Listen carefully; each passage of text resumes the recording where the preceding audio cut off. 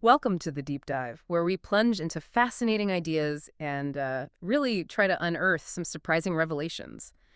Today, we're taking a truly unique dive. It's into something you might think you know well, but maybe not in this way.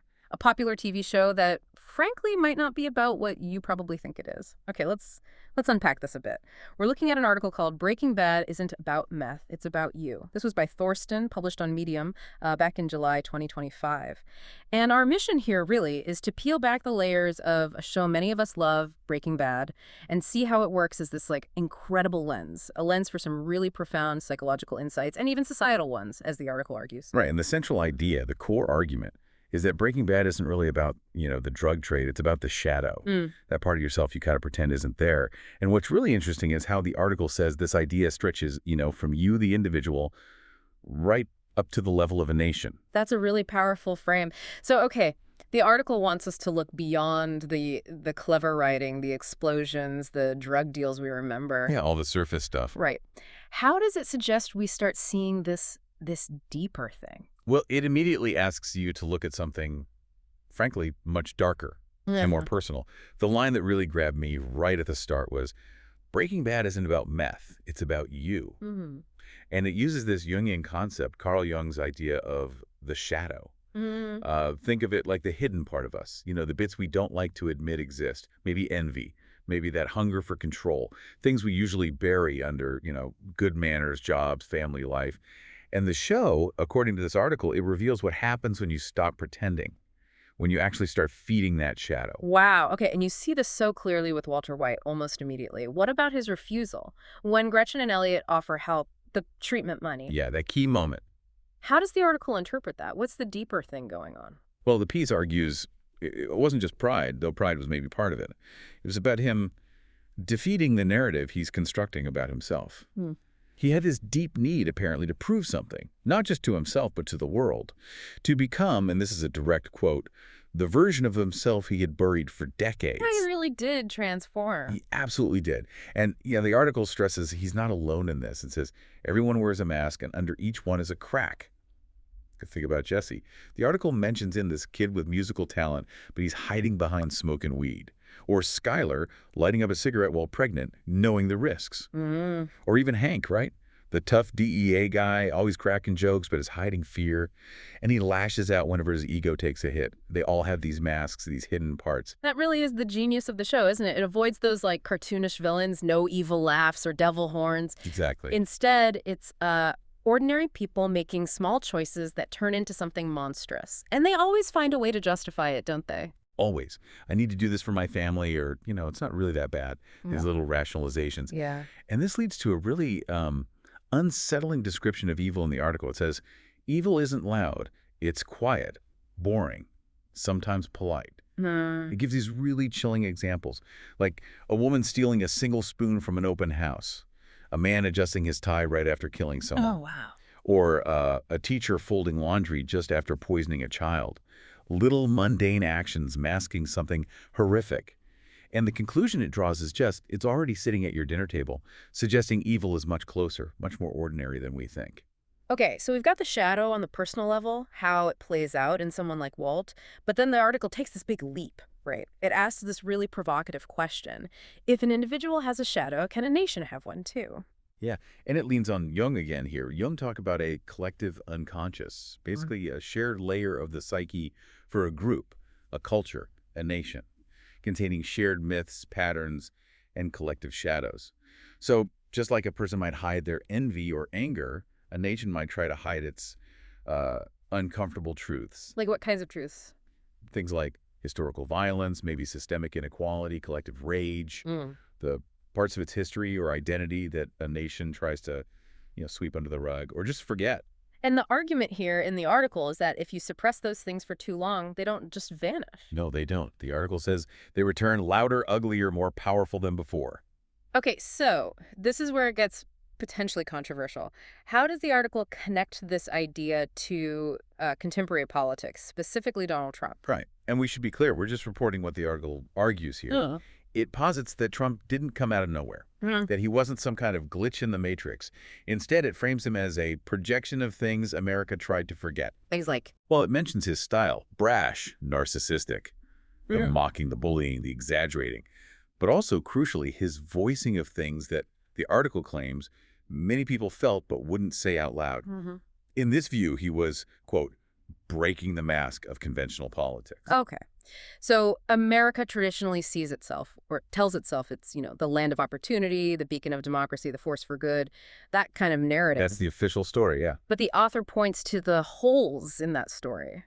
Things like centuries of contradiction, slavery, segregation, war, greed, inequality, fear of decline. Right, these unresolved tensions. And the articles suggest Trump sort of channeled this national shadow, that he revealed what was already festering underneath the surface. That's the argument presented, Mhm. and it uses a really powerful analogy to drive it home. It says, Trump is to America what Heisenberg is to Walter White.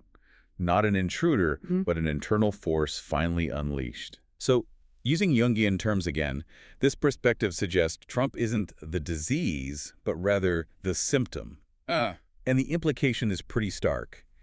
A nation that refuses to confront its darkness will eventually be ruled by it. Okay, that's a heavy idea. But then, just when you think you've got the shadow figured out as this purely negative thing, Right, it takes a turn. the analysis throws a curveball. It claims not all shadows are evil. How does that work? Well, it argues the shadow isn't just where we hide our vices or uncomfortable truths. It can also be where we hide, maybe suppress, the best parts of ourselves. The best parts. How? It gives this really striking example from authoritarian regimes. It says there, the shadow might not be violence or greed. It might actually be freedom. It specifically mentions Eritrea, where dissidents, journalists, critics, people who think differently are locked up. These people, the article argues, represent what the regime cannot tolerate. Freedom of expression, difference, individuality. So in that kind of repressive system, Exactly. Freedom becomes the shadow. The very thing the system tries to bury is actually something valuable. that's fascinating. And there's that Simpsons movie example too, right? Which kind of flips it again. Yeah, the neat little illustration they use, Yeah. basically. If you are good, your shadow is bad. If you are bad, your shadow is good. Yeah. Remember that scene? The world seems to be ending, Yeah. Everyone from Moe's Tavern runs into the church. and all the church people run into the tavern. Uh, It's this idea that what you suppress, what becomes your shadow, depends entirely on what your dominant conscious values are. So if a system, or even a person, values control and obedience above everything, then things like truth or dissent become dangerous. They become the shadow. And the Mhm. people who embody that truth must be buried. It really makes you question what happens when core positive values get pushed into the shadows. Okay, so the shadow isn't just our dark side. It can be suppressed freedom, suppressed truth. It's clearly more complex. What's the kind of overall takeaway then? What is the shadow ultimately in this view? Well, the article presents it as something bigger than you and smarter. It draws on Jung, seeing it as deeper, older, wiser. It's not just the stuff we repress, like guilt or envy or rage. It also holds things like intuition, instinct, and the biological memory of those who came before us. Biological memory, Yeah. instinct. How does that connect? It talks about this idea of a subconscious animal in us that knows things we've forgotten how to trust.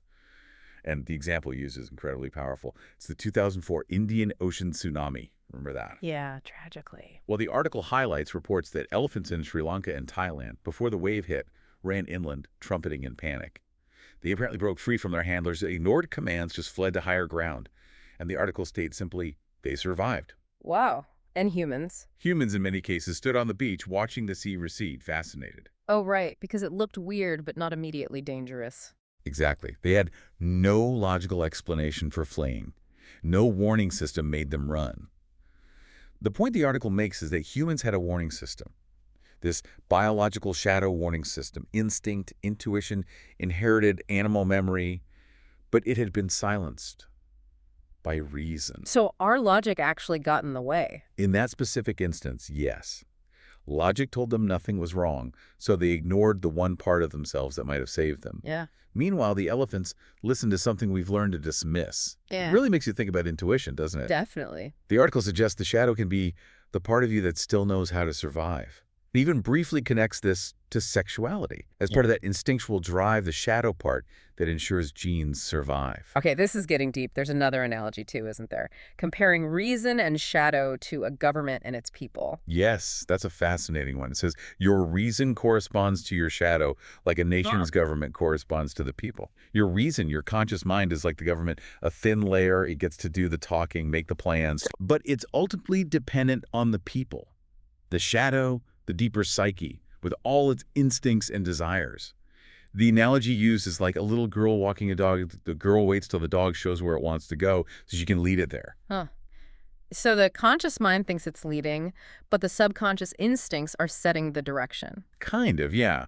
It suggests we shouldn't always be making constant compromises with your feelings, your gut, your shadow. Right. We need to actually talk about New Year resolutions with our whole selves, not just the government part. Acknowledge the people within. Exactly. Because the government and the people, like reason and our deeper wishes, they're interwoven. You can't just dictate from the top down. So, circling back then, we started with Walter White, touched on Donald Trump, figures who seem, worlds apart. But this whole exploration of the shadow, according to the article, leads us to this one deeper truth. What is it? The core truth seems to be what you don't confront will eventually confront you. And you see it in the examples. Walt didn't face his own resentment, his hunger for respect, his pride, until they consumed him.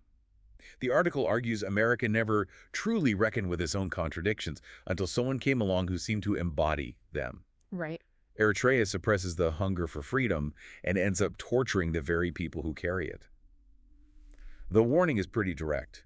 We, as modern civilized humans, tend to ignore the ancient wisdom within us and pay for it with our lives, whether literally or metaphorically. And the author makes this personal too, right? With their own reflection. Yeah, it's a nice touch. They write, "My official self, the version I present to the world, is like a government. And my full psyche, with all its longings, wounds, instincts, and truths, is like the people." That really brings it home. It does. And they use that New Year's resolution analogy again. January 1st, the government, our conscious self, makes these grand plans. We will rise early, go to the gym, and stop scrolling. We've all been there. Right. But by January 5th, the people, our deeper psyche, our shadow, Yeah. have other ideas. Right. And the point isn't that you failed because you're weak. It's because you're not just the voice that speaks, you're also the crowd that listens. You have to bring the whole self along. So at the end of the day, the ultimate takeaway from Breaking Bad through this lens isn't about judging who's good or bad. No, not really. Yeah. The question it forces us to ask, according to the article, is what happens when you stop pretending to be good? And the shadow. The shadow, it concludes, always knocks. It will make itself known. And whether it shows up as a tyrant, a truth teller, or a warning depends entirely on what we've been trying to hide. The confrontation is apparently inevitable. Wow. Okay. This deep dive has certainly revealed some profound connections from a TV show, which is amazing in itself, to our own psychology and even national identity. It really ties it all together through this shadow concept. Yeah, it's definitely made me think differently about a lot of things, even just small choices, what might be lurking underneath. Absolutely. And maybe that's the thought to leave you, our listeners, with this week. Consider this. How might understanding, maybe even consciously engaging with your own hidden shadow, those parts of yourself or maybe even your culture that you tend to ignore or push down, how might that actually be essential? Essential for growth, maybe, or just for navigating the complexities of the world we live in? What kind of wisdom, perhaps, is waiting there in your own unacknowledged depths, just waiting to be discovered?